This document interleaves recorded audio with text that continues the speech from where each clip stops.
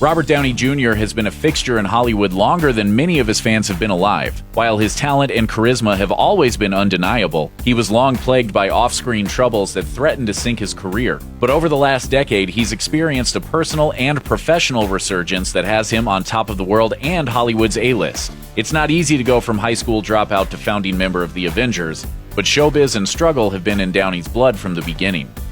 Underground Dad. Downey's irreverence, self-deprecating humor, and anti-authoritarian streak made a lot of sense if you're familiar with his father. Robert Downey Sr. started writing and directing independent films in the early 1960s. His first film to receive a wide release was the 1969 satire Putney Swope, the story of a black man accidentally put in charge of an advertising agency. Jr. made his film debut as a 5-year-old in his dad's 1970 movie Pound, in which all the actors played dogs. That tornado scared me so much it made my hair disappear. Have any hair on your bowl? A year later, Downey Sr. let his 6-year-old son try marijuana for the first time, which Downey Sr. later came to greatly regret. When his parents divorced in 1978, a 13-year-old Jr. followed his dad from New York to LA. At the age of 16, he dropped out of high school to pursue acting full-time. New York beginnings. Rather than attempt to break into Hollywood, the teenage Downey returned to his mother's in New York. He landed roles in a couple of small productions, including 1984's Firstborn, a little-remembered drama co-starring an 18-year-old Sarah Jessica Parker. The two hit it off immediately, beginning a relationship that would last for years, even as Downey became a mainstay on the New York party scene. In 1985, Downey joined the cast of Saturday Night Live. Producer Lorne Michaels had just returned to the show after 5 years away, and he hired an entirely new cast. It became painfully apparent that Downey was out of his element. That simply represents a dramatic synthesis of the... Much of the new cast failed to click with each other, and Downey was among those who were canned at the end of the season.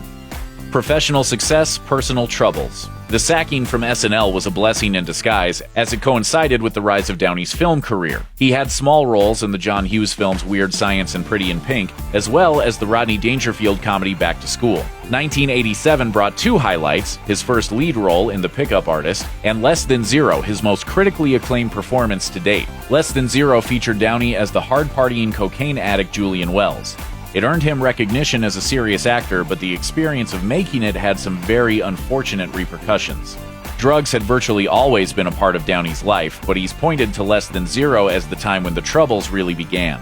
He explained to The Guardian, "The character was an exaggeration of myself. Then things changed, and in some ways, I became an exaggeration of the character. That lasted far longer than it needed to last." The A-list. The 1992 biopic Chaplin cemented Downey's reputation as a critically acclaimed actor. His performance as screen legend Charlie Chaplin made him one of the most in-demand stars in Hollywood and earned him a Best Actor Oscar nomination. He followed that up with acclaimed turns in Robert Altman's Shortcuts in 1993 and Oliver Stone's Natural Born Killers in 1994. His personal life was also looking up as he married actress Deborah Falconer in 1992, and they had a son 2 years later. But his troubles with addiction would soon boil over. Nearly losing it all. In June 1996, Downey was arrested for felony cocaine and heroin possession after being pulled over for driving while completely naked in Malibu. A few weeks later, an extremely confused neighbor found the actor cozily tucked into bed in one of his guest rooms. Numerous trips to rehab seemed to do nothing to quell his habit, and his film roles diminished in size and frequency as the arrests piled up. A brief comeback on the hit TV series Ally McBeal was derailed by more drug charges in 2001. He appeared on The Oprah Winfrey Show in 2004 and spoke about his struggles. It's not that difficult to overcome these seemingly ghastly problems. You are saying that it's not that difficult? No. What's hard is to decide. Cleaning up his act. Downey's marriage to Falconer ended in divorce in 2004, but he had just met producer Susan Levin the year before on the set of Gothica, and things turned serious pretty quickly.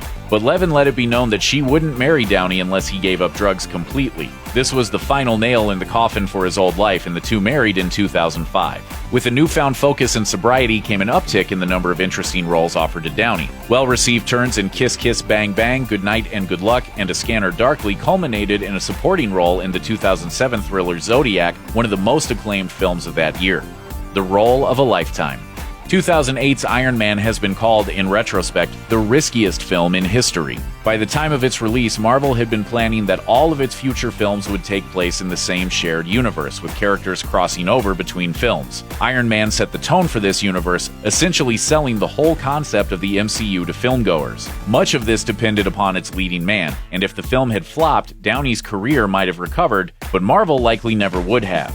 But of course, the film was a smash hit with critics and audiences alike, and among all of the praise, Downey was singled out for inhabiting his character in a way that few superhero movie leads have done before or since. The MCU has gone on to become the highest-grossing film franchise of all time, and Downey has been its face from the very beginning. While he's also continued to snag an Oscar nomination for 2008's Tropic Thunder and to create a popular new spin on Sherlock Holmes, it's become increasingly difficult to tell where Downey ends and Stark begins. Truth is,